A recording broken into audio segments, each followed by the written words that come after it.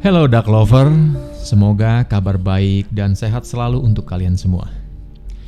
Agar seimbang di luar bahasan supranatural, kali ini saya akan mengajak kalian jalan-jalan ke kota lama Banten.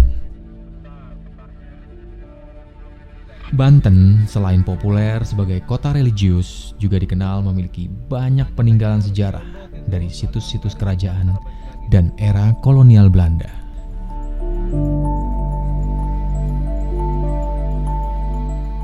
Perjalanan menuju ke arah Serang, Banten.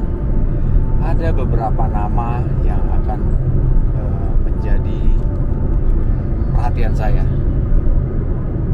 Di antaranya ada Tasik-Hardi, ada Keraton Surosoan, ada Keraton Kaibon, ada juga sebuah benteng yang dibangun pada tahun 1500-an.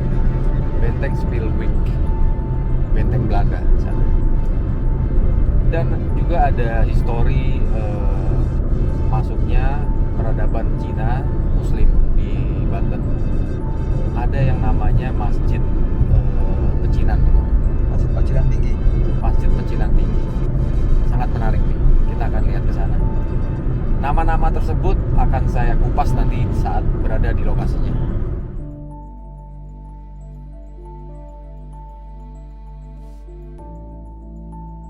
Masih dalam perjalanan, tapi ada sebuah kisah yang terus menarik di kepala saya, yaitu Benteng Spilwijk. Dari kisahnya, Benteng Spilwijk ini dinamakan oleh seorang Belanda di era kekuasaannya, yaitu Cornelis Spilman. Namun sebetulnya benteng ini dibangun pada era Kesultanan Tirtayasa, yang dibangun juga oleh seorang arsitek Cina Muslim di zaman itu. Dan konon katanya benteng ini sangat kokoh dan kuat pertahanannya, terlebih jika diserang dari arah laut. Sangat menarik sekali. Saya nggak sabar mau ngelihat kekuatan dan kokohnya benteng ini. Dan yang pasti mungkin di sana banyak sekali residual energi ataupun energi yang tertinggal di era sekitar tahun 1500-an pada zaman itu. Gak sabar ya mau ngeliat seperti apa benteng Spilwijk ini. Ya, biar cepat sampai.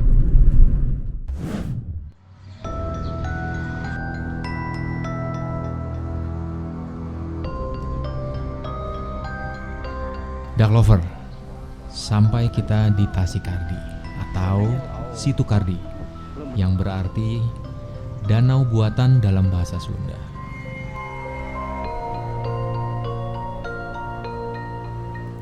Sebuah situ buatan seluas 6,5 hektar yang dibangun pada masa Kesultanan Maulana Yusuf 1570 hingga 1580. Kita lihat ada sebuah pulau buatan juga di tengah dari situ ini, yang mana dibangun untuk peristirahatan bagi keluarga sultan pada masa itu. Bangunan lokasi yang berumur 500 tahun lebih pasti memiliki kekuatan, energi, dan auranya tersendiri. Dan pada tahun 1700-an, tempat ini dikembangkan menjadi reservoir atau disebut penampungan air untuk memasok air bersih ke lingkungan keraton. Hanya lingkungan keraton. Dengan sistem pengindelan. Sebuah sistem yang dibangun pada zaman itu 1700-an. Seperti apakah? Saya juga menerka-nerka. Kita akan langsung melihat lokasinya.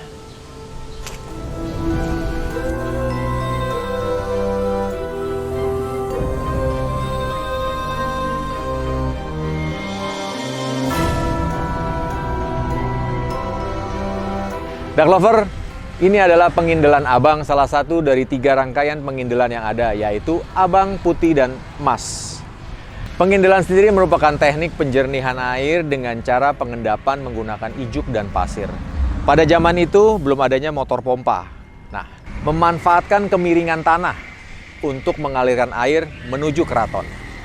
Bangunan pengindelan telah berdiri kokoh dan hening selama 300 tahun. Dan kita ketahui di dalamnya adalah Sistem pengendapan air. Air merupakan salah satu elemen alam yang bisa menyerap energi. Aura apa yang kira-kira ada di dalam bangunan ini?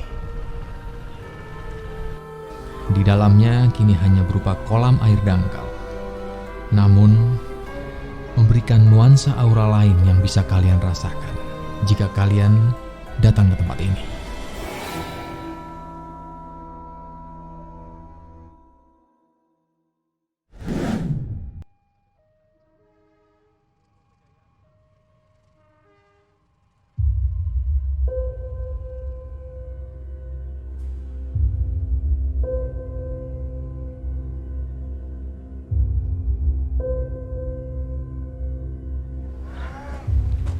Berdasarkan catatan sejarah, menara ini adalah bagian dari sebuah masjid yang dinamakan Masjid Pecinan Tinggi yang dibangun oleh Syarif Hidayatullah dan dilanjutkan oleh Maulana Hasanuddin pada tahun 1552 hingga 1570. Namun disayangkan, bangunan masjid ini hanya menyisakan 2 bangunan utuh.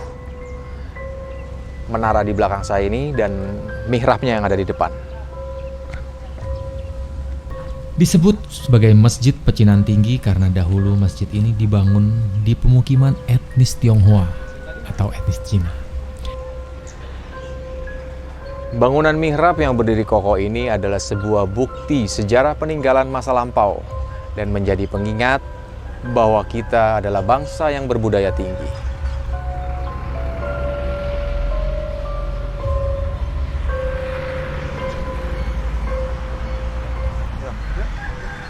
Akulturasi budaya terjadi di Banten, sebab sejak dulu Banten dikenal sebagai jalur perdagangan antara masyarakat pribumi, saudagar Cina, dan juga bangsa Arab.